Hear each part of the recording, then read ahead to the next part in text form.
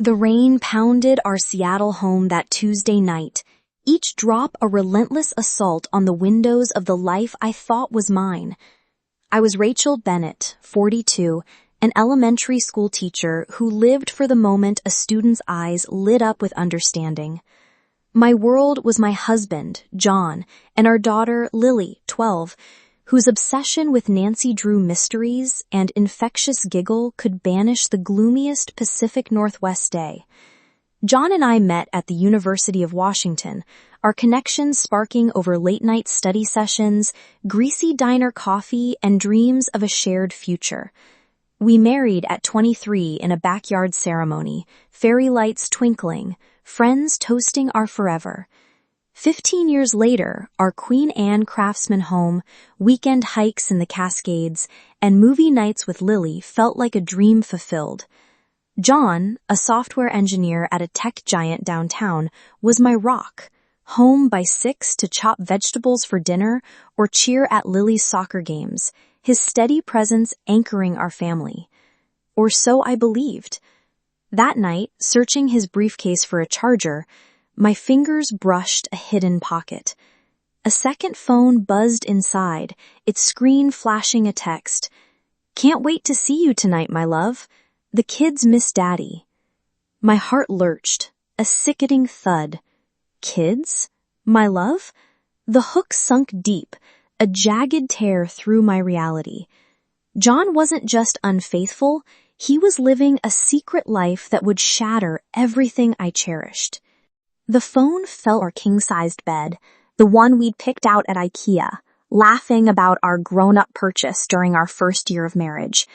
My fingers trembled as I typed our anniversary date, June 15th, 2008, into the phone. The irony burned like acid as it unlocked, revealing a digital abyss of betrayal. Years of messages with a woman named Sarah flooded the screen, each one a fresh wound. "Miss you, babe," paired with photos of 2 boys, maybe 6 and 8, with John's hazel eyes and dimpled smile. There were snapshots of a life I didn't know, birthday parties with piñatas, a Christmas tree in an unfamiliar living room, a Disney World trip John had called a Chicago conference. A text from 2015 read, "Happy 10th anniversary, my heart. 10 years, half our marriage. He'd been splitting his soul between 2 families. How had I been so blind? The late-night meetings, the receipts for toys and clothes I assumed were for Lily, the faint jasmine scent on his shirts I'd dismissed as paranoia. My vision blurred with tears, my chest heaving with silent sobs to keep Lily asleep down the hall.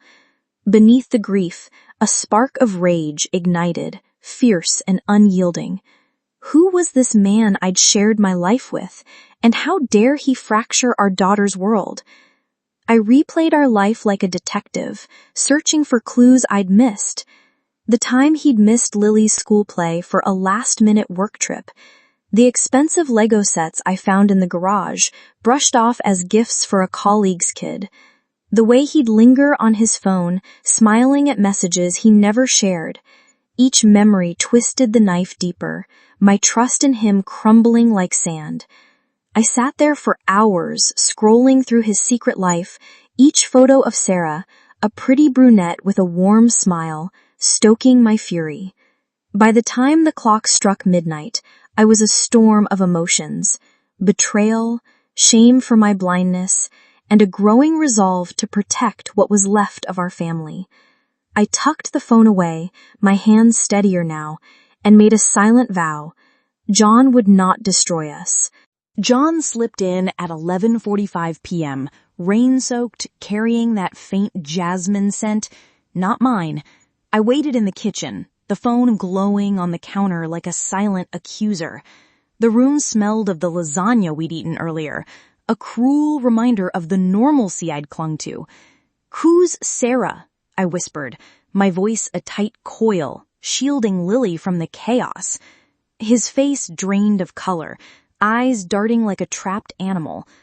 "Rachel, it's not," he stammered, but I thrust the phone forward, texts blazing. He collapsed into a chair, the truth spilling in broken fragments. Sarah was his high school sweetheart, rekindled through a late-night Facebook message a decade ago. Coffee turned to an affair, then a second life in Portland, just 2 hours away. Ethan, 8, and Noah, 6, were his sons. He'd leased her an apartment, paid their tuition, all with money siphoned from our joint accounts, our savings, our future.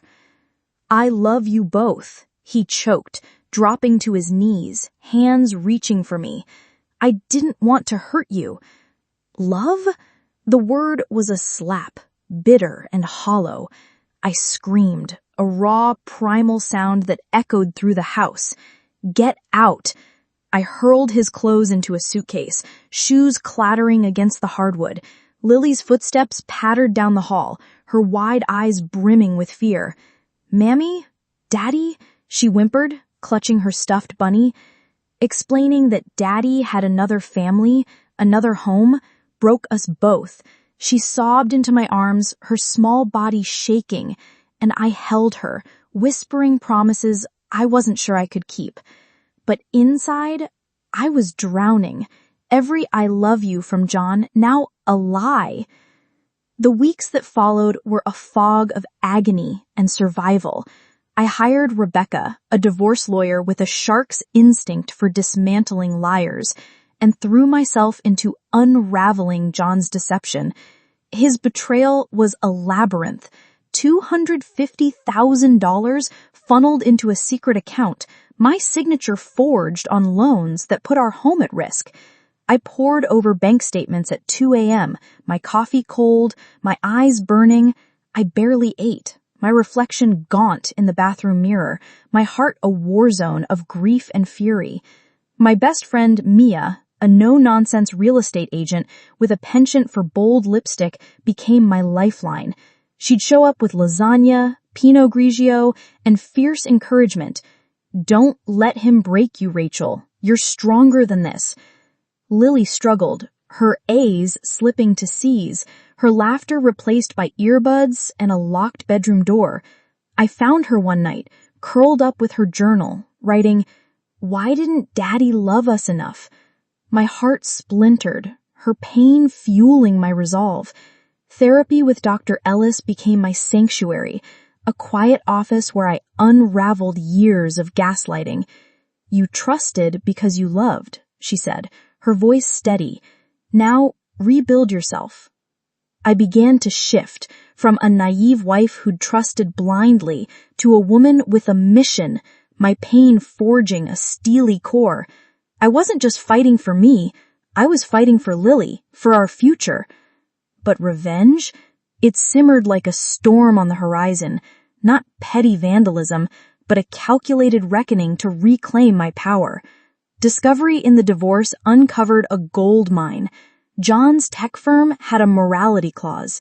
No affairs, no scandals, or he'd lose his job and $2 million in stock options. His family man image was his ladder to promotions, a lie he'd polished to perfection. I turned detective, compiling evidence with surgical precision. Bank records, texts, hotel receipts from Portland. I hired Tom, a grizzled private investigator with a penchant for black coffee and blunt truths. He tailed John to Portland, snapping photos of him pushing Ethan and Noah on swings at a park, playing the doting dad. Over coffee at a diner, Tom slid a folder across the table, his voice gruff.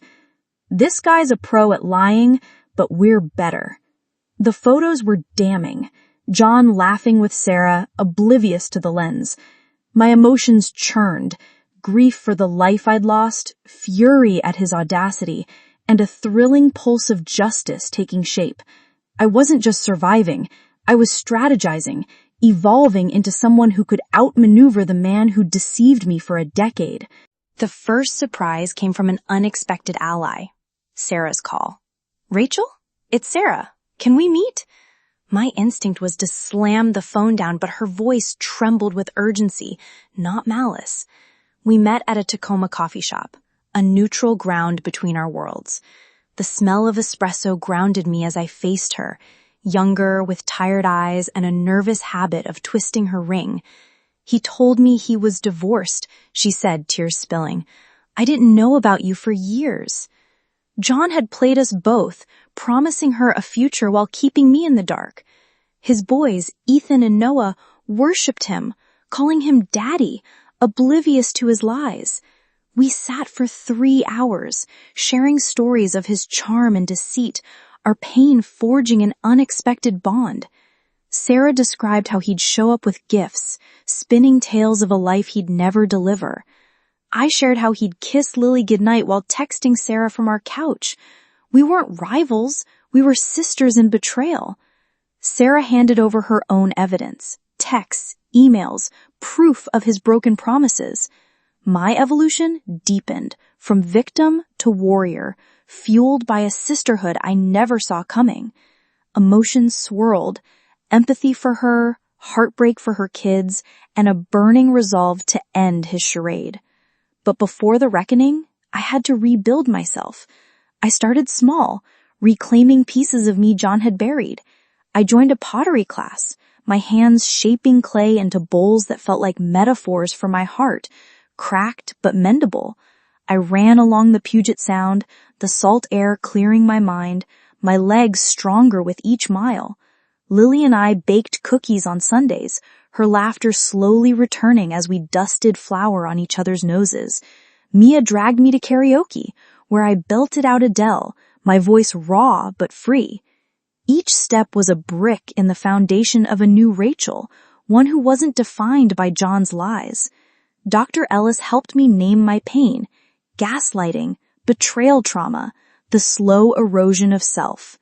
She said, "You're not broken, you're becoming." Those words became my mantra, whispered in the quiet moments when doubt crept in. The revenge unfolded like a thriller scripted in my favor. I sent an anonymous email to John's CEO, attaching a dossier of evidence, texts, photos, bank transfers. Within 48 hours, he was fired, his stock options evaporated, his tech world reputation reduced to ashes. The news spread like wildfire through Seattle's tech scene, whispers of "that guy with 2 families" trailing him. But the courtroom was my true stage. With Rebecca's guidance, we laid bare his double life. Sarah testified, her voice steady despite her nerves, recounting how John juggled 2 families, promising her a ring while wearing mine. The judge, a stern woman with silver hair and a gaze that could melt steel, fixed John with a look of disgust. She declared, "You've defrauded 2 families." Her verdict a thunderclap. I won full custody of Lily, our home, alimony, and $300,000 in reimbursed funds. John left the courtroom a ghost, burdened with child support for 3 kids, his secrets exposed to the world. But the sweetest twist? I didn't stop at his ruin. With the settlement, I launched Rise Again, a nonprofit for women betrayed by infidelity, offering free legal aid and counseling. Sarah became my co-founder, our bond blossoming into a friendship that healed us both. We spent late nights planning, sharing stories of our kids, finding laughter amid the pain. Lily found her spark, her artwork winning a regional contest, her smile brighter than ever. She started a blog about resilience, her words raw and powerful, inspired by our journey. I dipped my toes into dating, savoring the thrill of independence, each coffee date a step towards trusting again. John? He's in a 1-bedroom apartment sending texts I never answer, his life a cautionary tale. On what would have been our 16th anniversary, I stood on a Hawaiian beach with Lily and Mia, the sunset painting the sky in gold. Revenge wasn't about his destruction. It was about my rebirth, unbreakable and whole. The aftermath was a tapestry of growth. Rise Again grew, helping over 50 women in its first year, each story echoing mine. I spoke at a local women's conference, my voice trembling at first, but growing stronger, sharing my journey to inspire others. A woman approached me after, tears streaming, saying, "Your story saved me from giving up." That moment crystallized my purpose. Lily, now 13, thrived, her blog gaining a small following, her words helping other kids navigate pain. Sarah and I hosted a fundraiser, raising $50,000 for our cause, laughing over wine afterward like sisters. I found joy in small things, painting with Lily, hiking with Mia, feeling the sun on my face without the weight of John's lies. My heart, once shattered, was stitching itself back together, stronger at the seams. I even started writing, a memoir of sorts, pouring my pain and triumph onto the page, hoping to reach others. As I share this, Maya Angelou's words echo, "You may encounter many defeats, but you must not be defeated. In fact, it may be necessary to encounter the defeats, so you can know who you are, what you can rise from, how you can still come out of it. This story is my victory, proof that from betrayal's ashes, we can forge resilience, hope, and a life reclaimed. Thank you for hearing my heart laid bare. This journey has been my catharsis, and I hope it stirs something in you. Courage, hope, strength. If my story moved you, please like, share, and subscribe for more raw, real tales of triumph. Your support lights the way for others, a beacon for those still finding their way out of the dark.